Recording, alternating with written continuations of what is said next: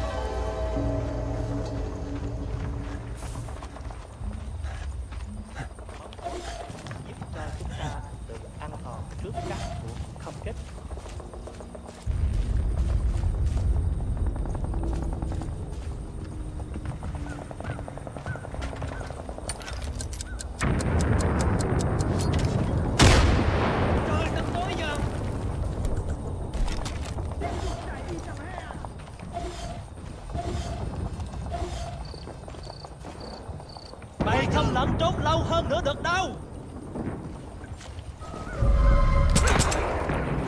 Họ đều chết hết rồi. Bất cứ ai gây ra chuyện này sẽ không thể nào được. Mẹ kiếp! Cô di chuyển! Trả cho cô đi! Trả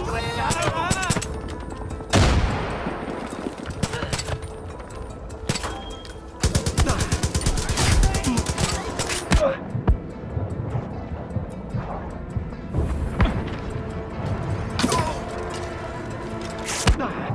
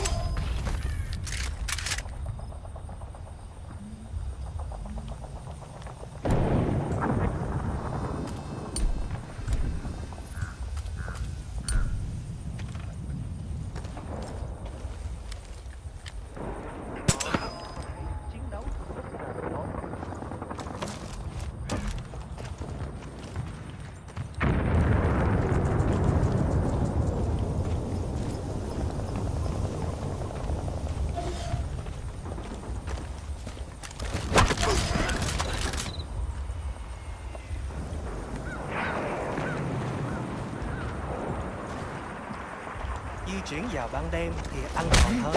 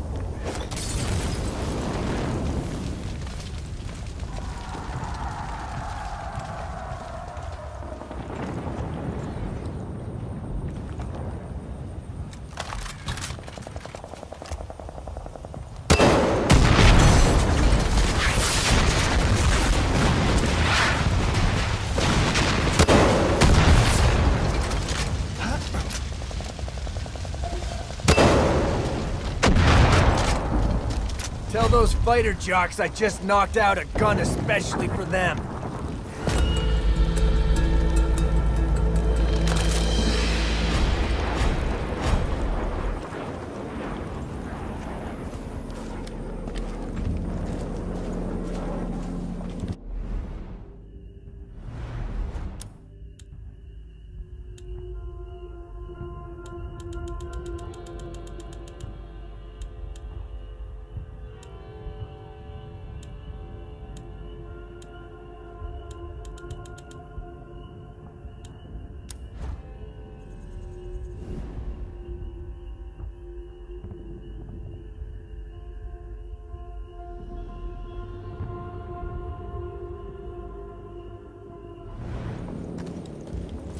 Python 2-5, thanks for knocking that gun out of action. Navy reconnaissance just sent us some real-time intel.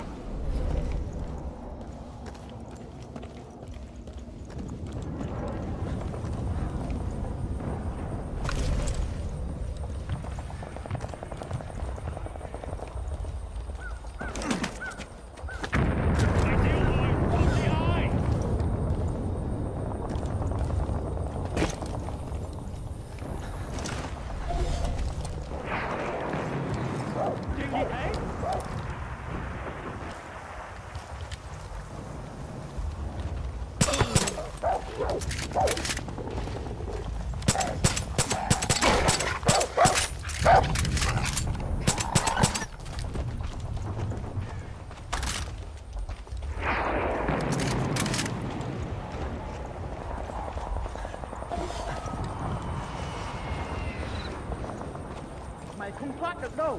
Chúng trong rất...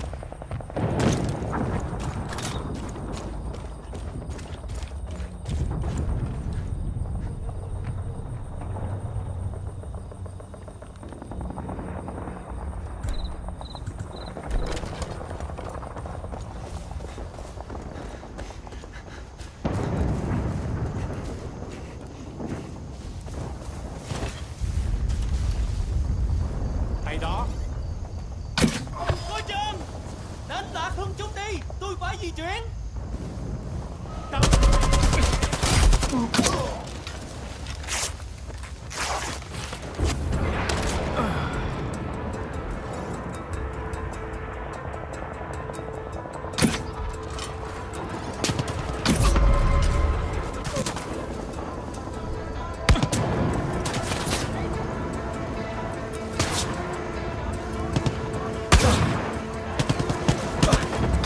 Tôi đã đáp lại.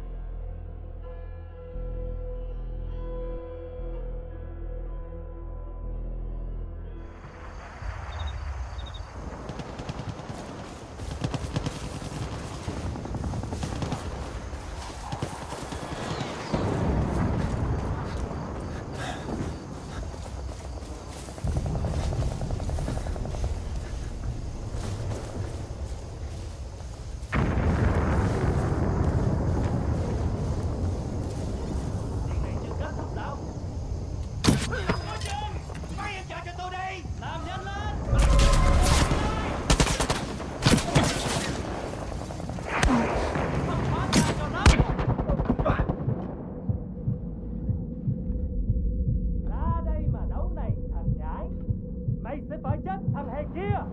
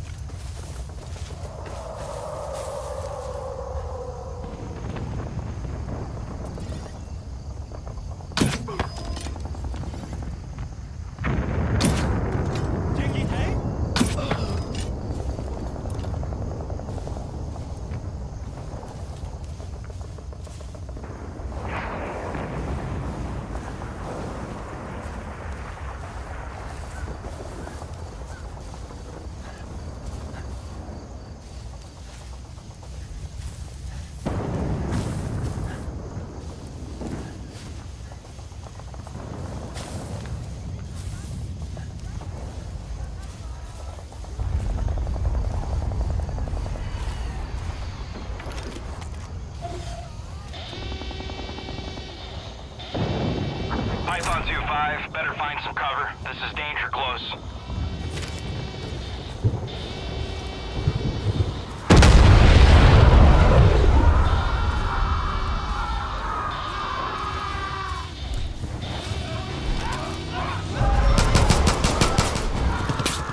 Sorry, Python 2-5. We can't hit that target from here.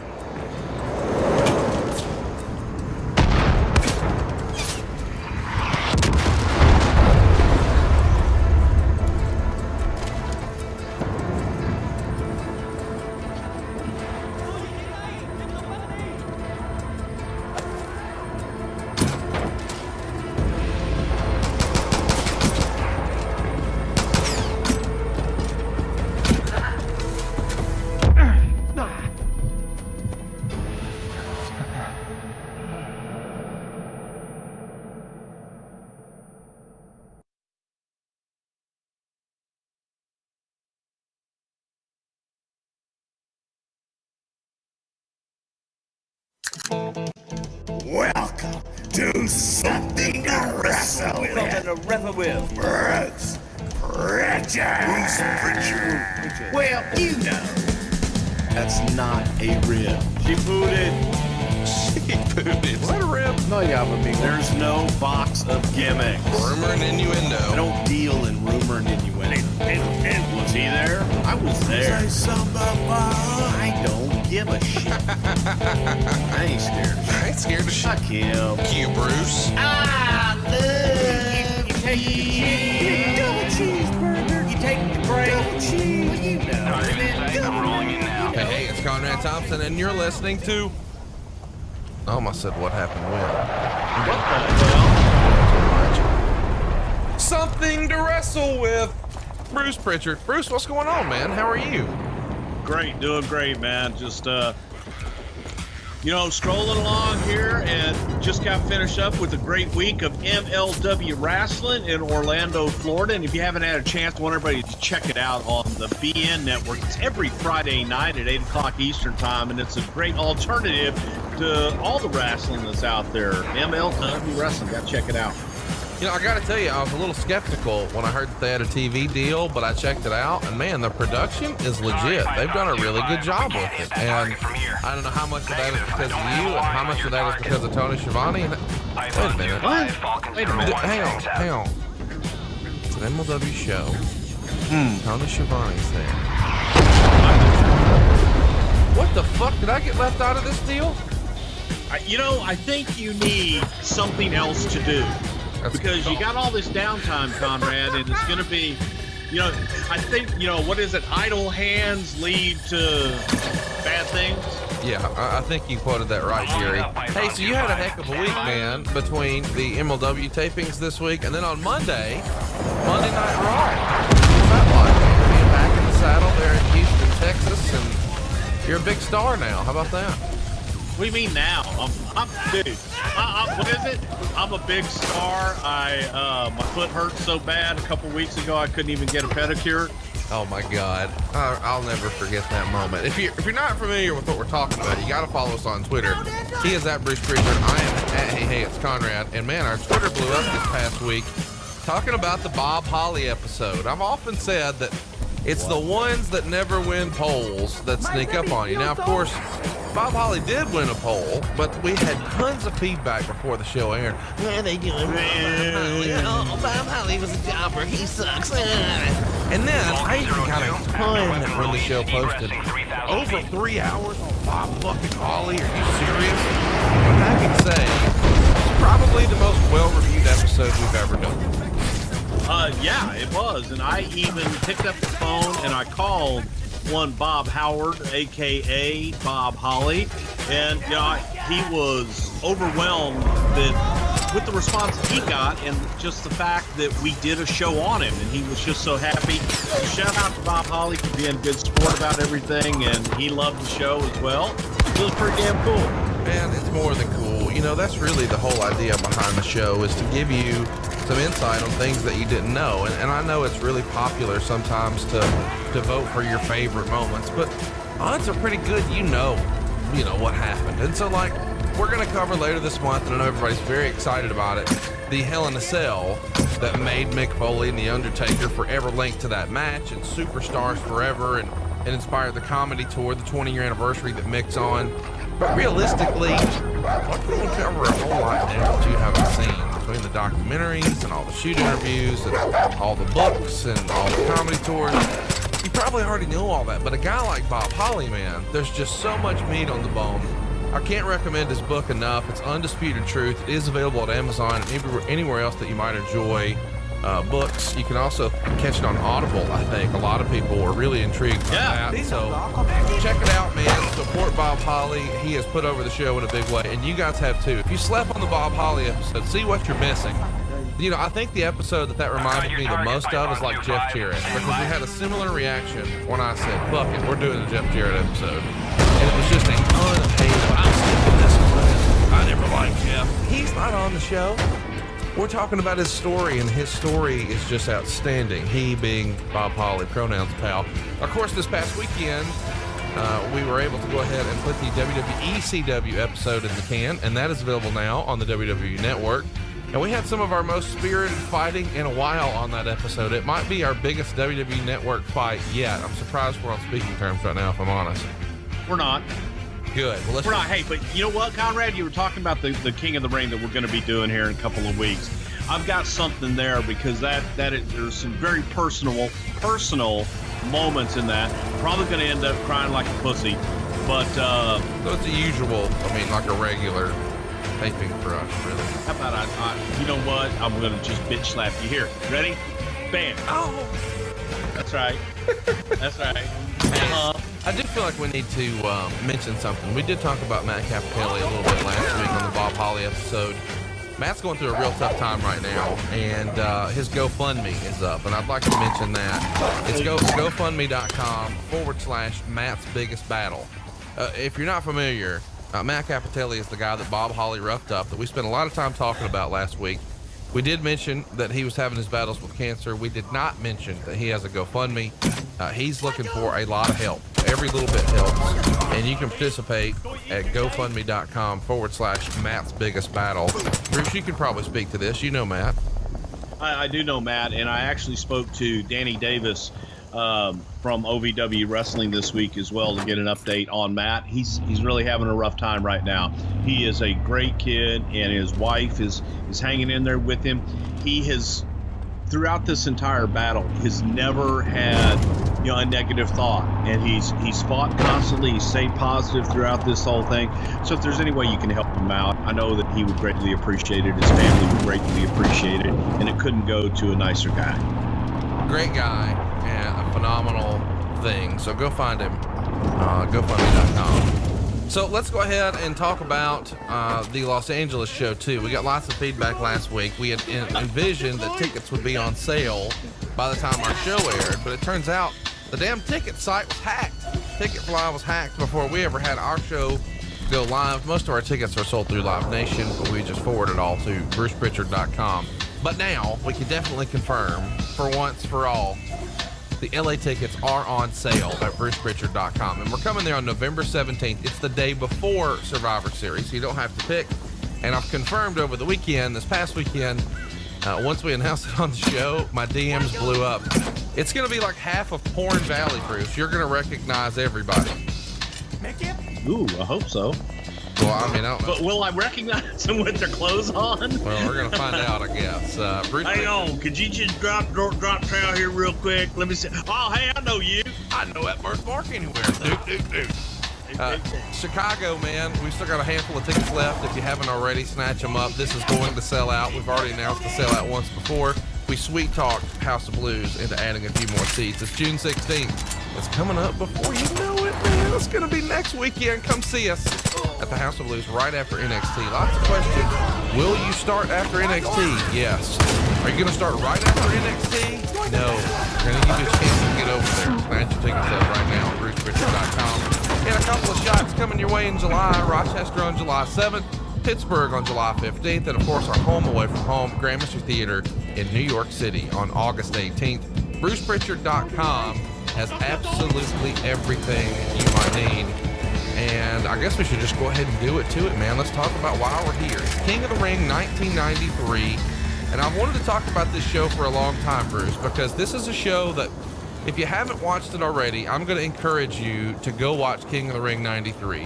Whether you're a younger fan, a newer fan, you've seen it many times, you haven't ever seen it before, watch King of the Ring 93 this week. It is such a transitional time in the wrestling business. There's so much about this, watching it back, that just stuck out to me as being kind of odd. Whether it was Jim Ross doing commentary with Macho Man and Bobby Heenan. I know they did it at WrestleMania 9, but it just feels a little weird. And then it feels weird to see like Hulk Hogan in the promotion at the same time Diesel is. It doesn't seem like those would have ever touched. Jerry Lawler's here, and he doesn't look like the Jerry Lawler who does commentary with Jim Ross. There's just so much to talk about on this show, and I'm glad that we get the opportunity to. We want you to participate in the show here, of course, but people really need to go watch this doggone thing on the WWE Network, don't they? I wholeheartedly agree, and it was just so much. It, it's kind of funny when you were talking about JR and Bobby Heenan and Randy Savage. To me, one of the funniest things was listening to the frustration in Randy Savage's voice, because Randy was still trying to find his way with that threesome there as well. And it was tough for JR, it was tough for Randy, and Bobby is just trying to steer the damn ship throughout the whole thing. But definitely worth the peek, and definitely worth going back to. Such a weird time in the business. King of the Ring 93 goes down on June 13th, 1993, and they're in Dayton, Ohio. And it's a brand new pay-per-view. This is the first time that the WWF has introduced a new pay-per-view since they went to the Big Four format back in '88, which had the Royal Rumble, WrestleMania, SummerSlam, and Survivor Series. And they've had a few one-time pay-per-view events along the way, Tuesday in Texas and things like that. But this is the first time that a new show was introduced. Chat me up about how this came to be a pay-per-view, because I think, and we've covered this extensively here on the show, it's not the first King of the Ring, even though they're billing it throughout this thing as the first King of the Ring. It's not really. They started it in '85. That one was held in Foxborough, Massachusetts. Don Morocco won. He beat Iron Sheik in the finals. They came back to do it in '86 at Sullivan Stadium, and that's again in Foxborough. Here we would see Harley Race defeat Pedro Morales in the finals, and that's when you started to see him really work this King gimmick. And then in '87, Randy Savage pinned King Kong Bundy to win King of the Ring. '88, Randy Savage makes it to the finals again, but this time he loses to Ted DiBiase by countout. They would do it again in '89. Tito Santana would beat Rick Martel in the finals. '91, you would see Bret Hart defeat IRS to win the tournament. And then in 1993 is the first time we see it again. We didn't have it in 1992 at all, and we didn't have it in 1990. So there's some inconsistencies. We're sort of playing hokey pokey with the idea, but it's not necessarily a new idea. What's the reasoning or rationale behind let's add it as a pay-per-view and let's bring this tournament concept we've been doing as almost a house show attraction, as you would like to say, and let's offer it nationwide? Well, traditionally, the summer months in some places, particularly in the Northeast, was not always the best time of year for business, because in the Northeast, a lot of people would head south. Now, the flip side of that, in the South, the summer months were really good months for the Southern Territories because you had a lot of population that came down that way. So it was a way to offer a different attraction to try to attract more people to the event. And Vince's feeling on it was he wanted to do a themed pay-per-view, because we already had WrestleMania, you had SummerSlam, you had Survivor, and then you had the Royal Rumble. He didn't want to just have another pay-per-view to have it with matches. He wanted it to be themed around something, hence the King of the Ring. So let's talk about the way you guys sort of decide on 8 wrestlers. There's going to be an 8-man tournament here in 1993. 7 of them have to win qualifying matches to get in the tournament. Of course, Bret Hart gets a pass because of the way he lost the world title to Yokozuna at WrestleMania 9. Shout out to Jack Tunney for making that possible and just sliding him in there. Why 8? Why not 16? Is it just as many matches you could fit in one night? Yeah, just trying to think of having that many matches and that many elimination matches, how many times somebody would have to work, one night, and we maxed it out at 3 times. And Bret was the only one that had to work 3 times, but that's a lot for somebody to have to work in one night. Also, it's a lot for an audience to have to watch the same people over and over again. So the idea was you qualify on TV to be able to be entered into this prestigious tournament on pay-per-view, and then we have the actual tournament itself on pay-per-view, and just 8 people are qualified for it. 8 men, 4 matches to start off with, and go from there. So the qualifying matches that happened would show Lex Luger being the first man to qualify. He beat Bob Backlund on the May 2nd edition of Wrestling Challenge. Razor Ramon would defeat the former House Show King of the Ring, Tito Santana, on May 8th on Superstars. Jim Duggan would beat Papa Shango on the May 9th Wrestling Challenge. On May 10th, we would see Bam Bam Bigelow defeat Typhoon to qualify. And on May 15th, Tatanka would defeat Giant Gonzalez by DQ to qualify for the match. A little bit of trivia there. Bill Alfonso, of ECW fame, was the referee for that one. Do you know why? I assume he was a handler for Giant Gonzalez. Exactly. He spoke the language, and he was the guy that kind of took Gonzalez around and handled all of his travel arrangements and drove him around and took good care of the Giant Gonzalez. And you can usually bet whenever there's a big guy, probably a small guy around, sort of like me and you, right? Yes, exactly. The next qualifier is determined in a pretty interesting way. We've got Mr. Perfect and Doink. We're actually wrestling in 3 different matches to decide which one of them would be in the King of the Ring tournament. The first match goes to a time limit draw, and the second match also a time limit draw. The third and final match happens on the May 24th Raw. It's no time limit, and here Perfect would pin Doink to qualify for the tournament. Why do they end up doing this series of 3 matches here? We were wondering, what the rules of the tournament would be and how guys are going to qualify for it. So we kind of backed ourselves into it a little bit and thinking, all right, in a qualifying match, what if it ends up in a draw? And if it ends up in a draw, do you eliminate both guys? And since we had Perfect and Doink, who was Matt Bourne at the time, they were having great matches, and it was a way to have a great match 3 times in a row. So you got the first match ends in a draw. What the hell do you do? Well, you bring it back, and the winner of this one enters the tournament. It was a way to have a return without having to have a return, so to speak. So you have the second match that ends in a draw, to where you finally go to a no time limit match where Perfect finally goes over and gets into the tournament.